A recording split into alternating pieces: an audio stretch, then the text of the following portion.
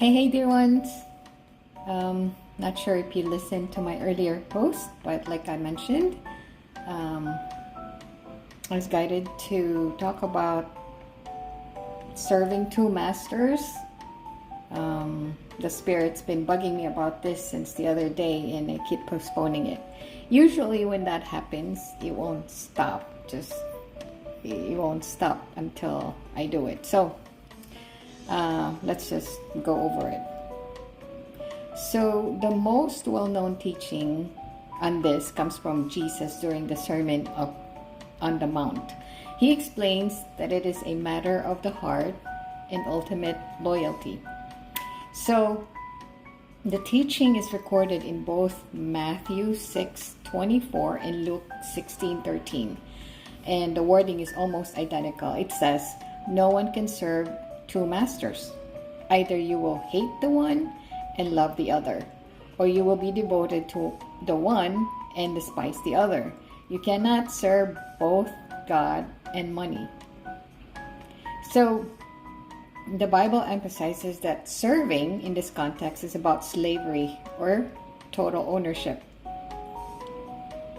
Jesus frames this as a practical impossibility.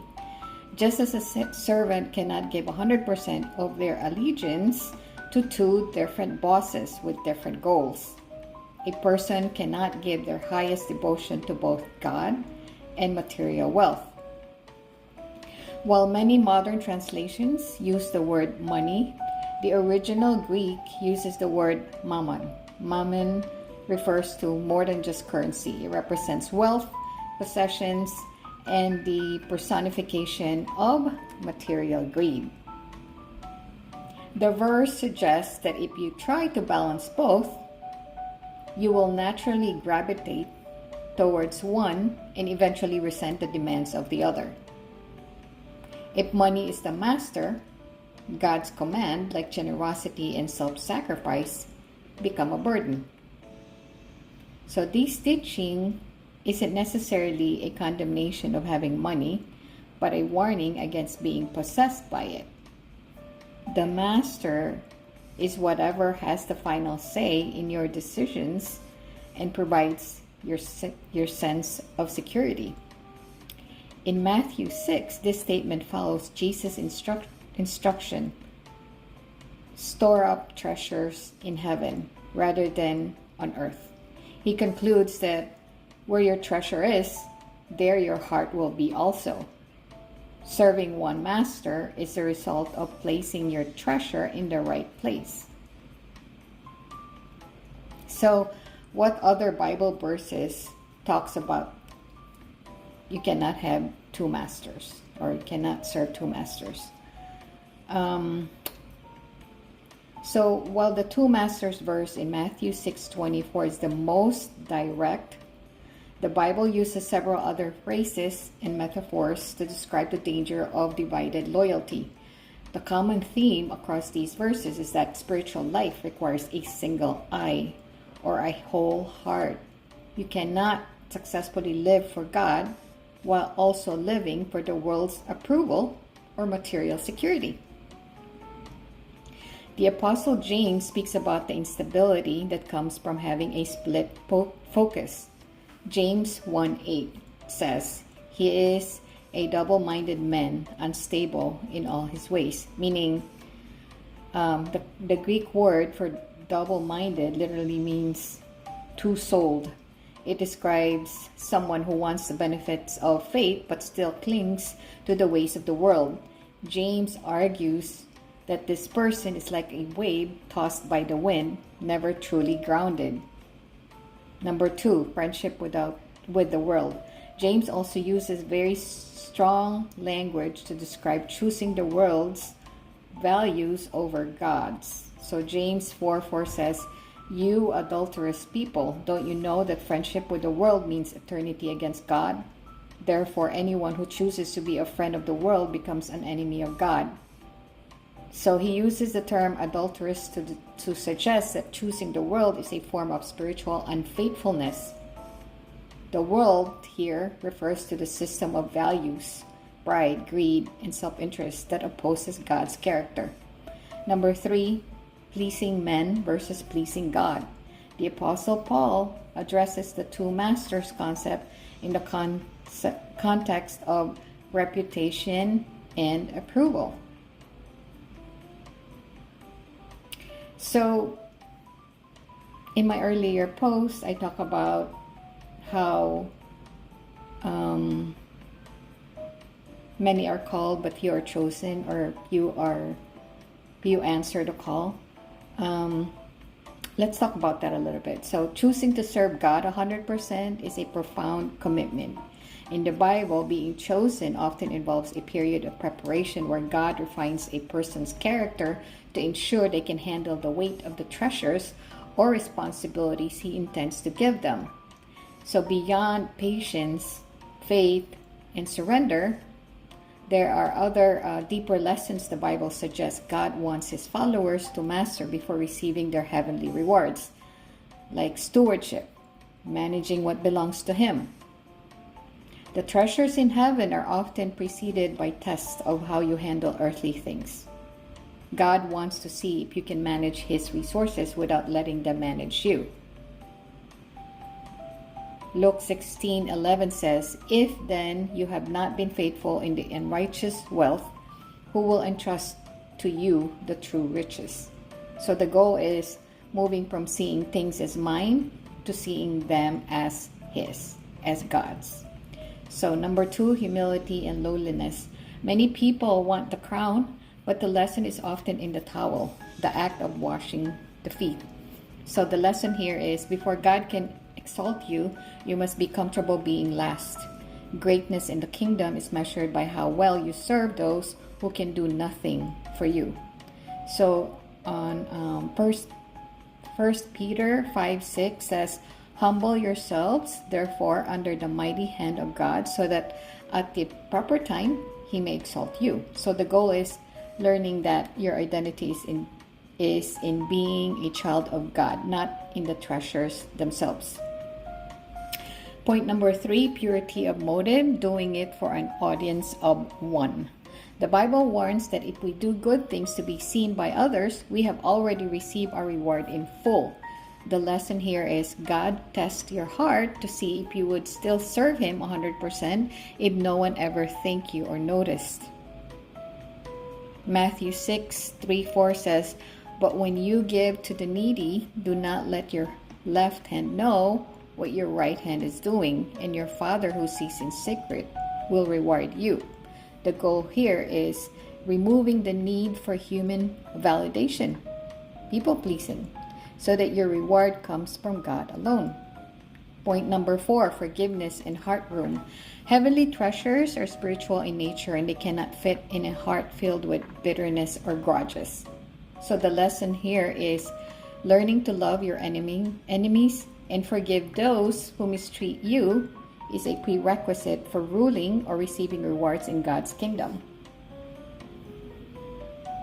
Luke 6:35 says, "But love your enemies and your reward will be great."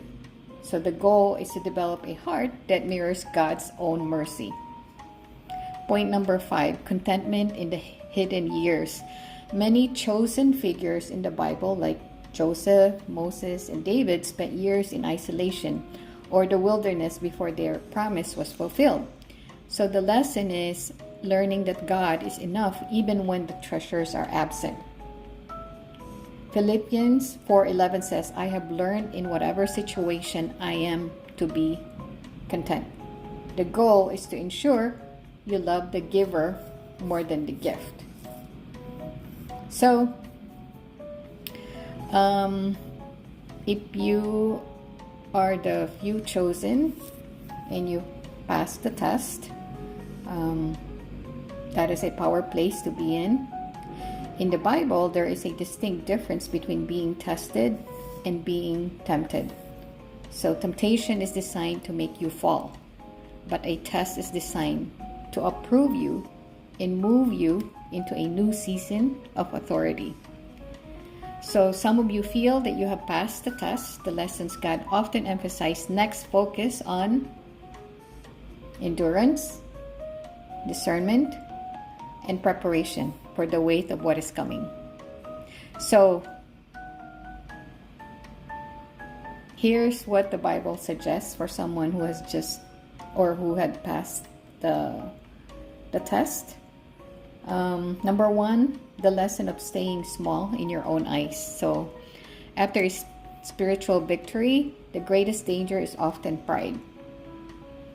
God wants to see if you will give Him the glory for the strength you use to pass the test, or if you will begin to rely on your own spiritual track record.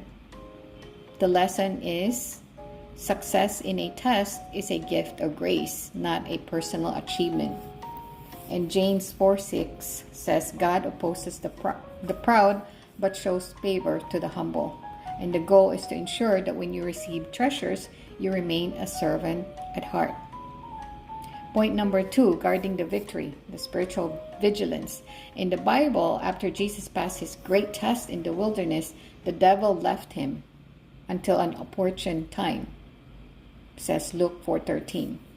Passing a test doesn't mean the journey is over. It means you have been promoted to a higher level where the stakes are greater. So the lesson here is, don't let your guard down just because the pressure has lifted. 1 Peter 5:8 says, be alert and of sober mind. Your enemy, the devil, prowls around like a roaring lion looking for someone to devour. The goal is to maintain the same level of prayer and 100% service during the peace as you did during the test. Last point, number 3, discerning the next instructions. So when a student passes a test, they move to the next grade. God often uses the period after a test to speak new, more specific instructions. So the lesson here is learning to listen for the still small voice in a season of quiet.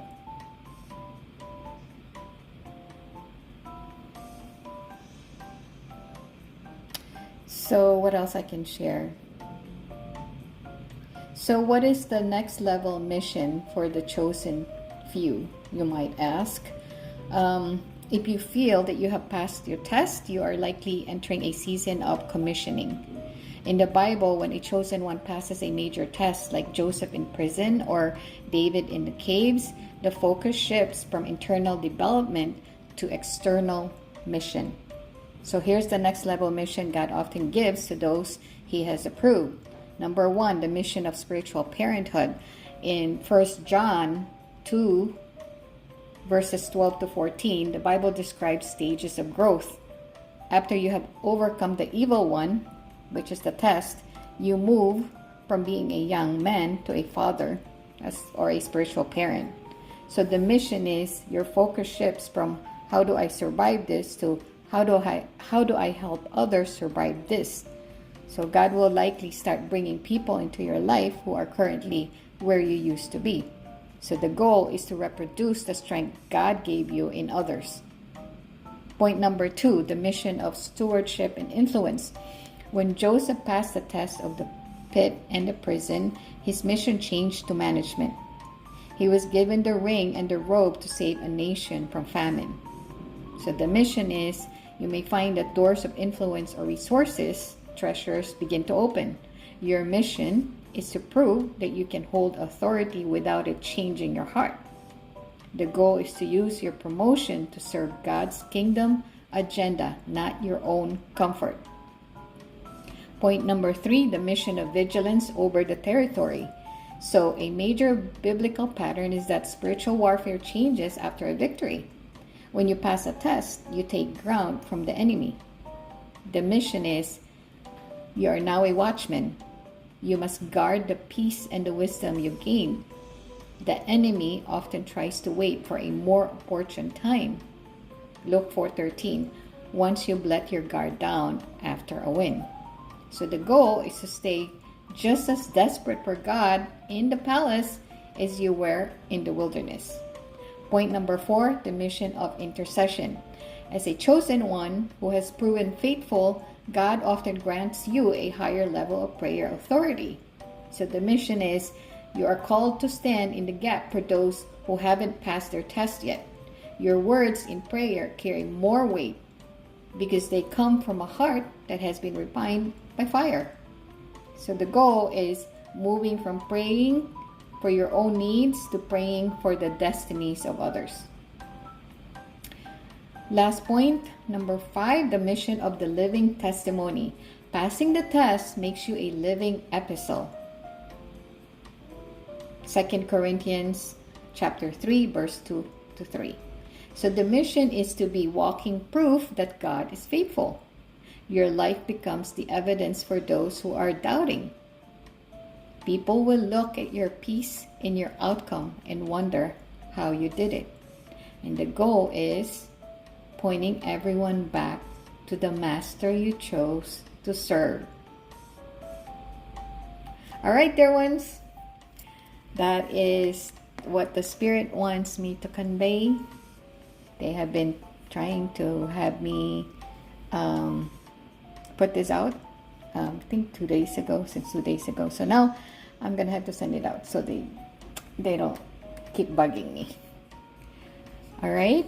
So I hope this helps. Again, what I keep saying, return to source.